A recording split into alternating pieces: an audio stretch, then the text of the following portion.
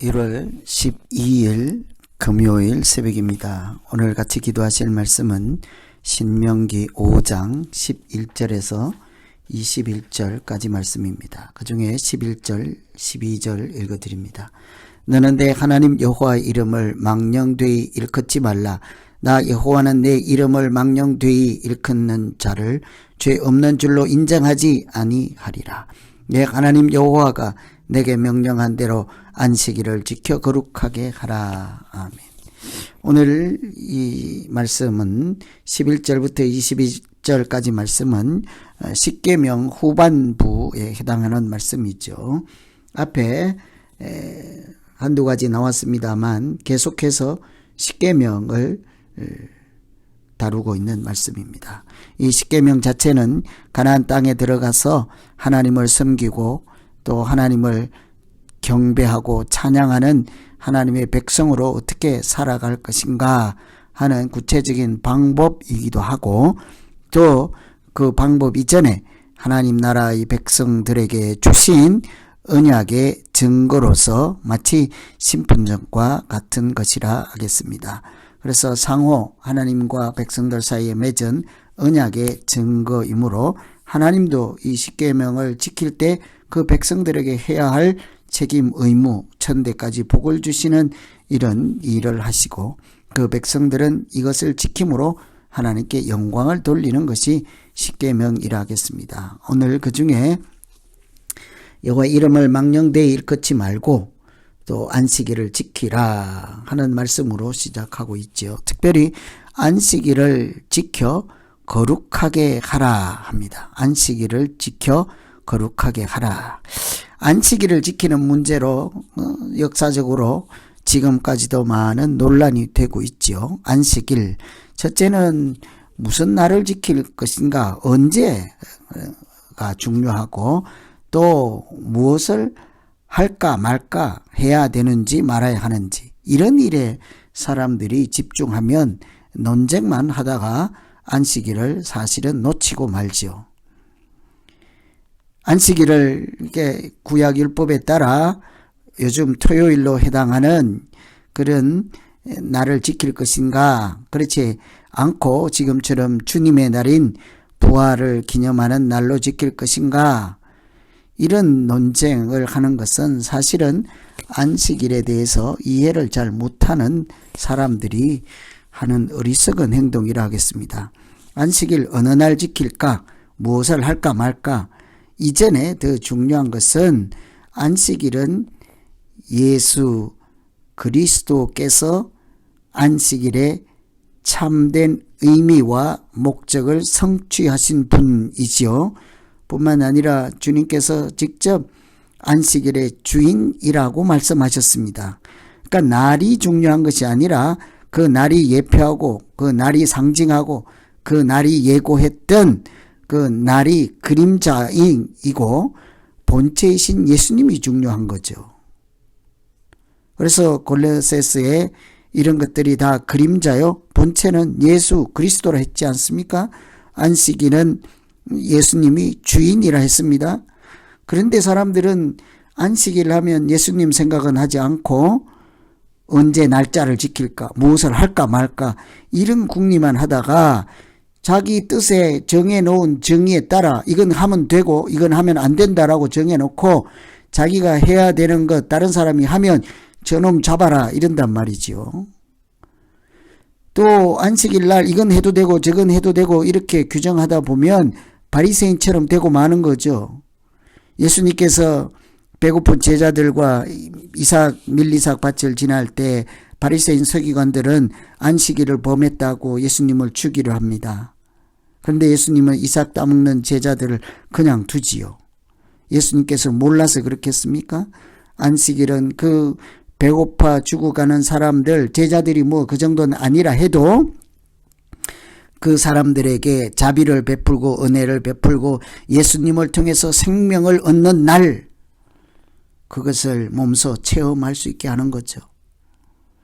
안식일에 병을 고치면 사람들이 안식일에 노동을 한다고 그래서 예수님을 비난하였습니다.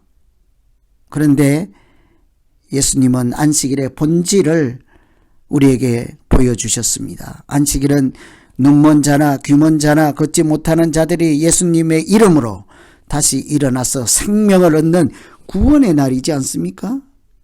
그럼에도 불구하고 오늘날까지도 며칠을 지킬까요? 무엇은 하면 될까요? 무엇은 하면 안 되고 자기 틀에 갇혀서 안식일을 생각할 것이 아니라 안식일 하면 예수님을 생각하시고 예수님을 나의 주님으로 영접하여 하나님께 영광을 돌릴 뿐 아니라 하나님이 주신 생명, 구원의 은혜를 성도들과 교제를 통해서 나누고 한 사람이라도 하나님께 더욱 가까이 갈 수 있도록 은혜를 나누는 일이면 모든 것이 주님 오신 날, 부활하신 날, 안식일, 하나님이 주시는 안식, 하나님이 주신 영생이라는 틀 안에서 하나님의 자녀로 살아가는 표식이 될 것입니다.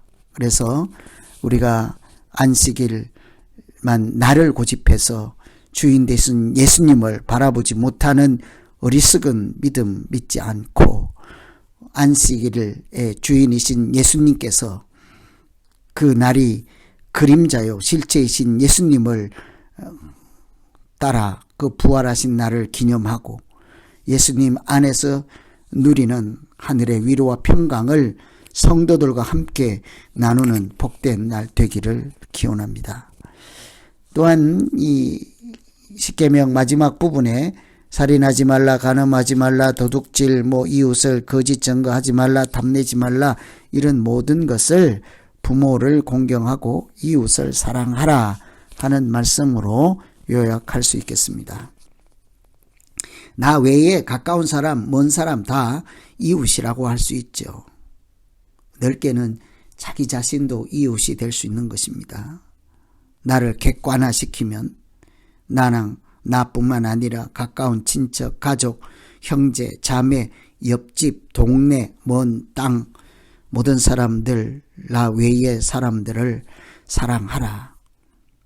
하나님께서 십계명을 통해서 하나님을 사랑하고 이웃을 사랑하라 하는데 사실은 이웃을 사랑하지 않으면서 하나님을 사랑한다 하는 것은 있을 수 없는 일이죠. 거짓말하는 사람이라고 하였습니다. 성도들을 미워하고 성도들의 비난하고 성도들에게 마치 재판관처럼 하면서 나는 하나님을 사랑해요 라는 것은 이루어질 수 없다는 말이죠.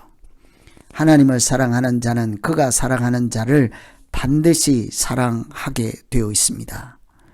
하나님을 정말 사랑하는 사람은 하나님께서 애지중지하는 것들을 정말 귀하게 여기고 그들을 함부로 대하지 않을 것입니다. 그래서 하나님이 창조하신 만물들, 하나님이 창조하신 사람들, 하나님께서 고아와 과부의 나그네 재판관이라고 하셨습니다. 그들 가난한 자들을 우리가 함부로 대하지 않게 될 것입니다.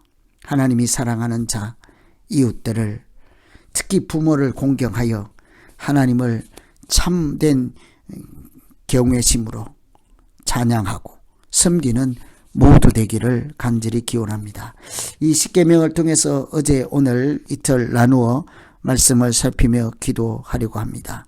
십계명 우리에게 주시는 부담감 이전에 의무와 책임의 무거운 짐이 아니라 하나님께서 나를 계약의 파트너로 인정해 주시고 하나님 스스로도 전대까지 복을 누리는 하나님 하실 일을 우리에게 약속하신 증거가 되는 말씀이지요.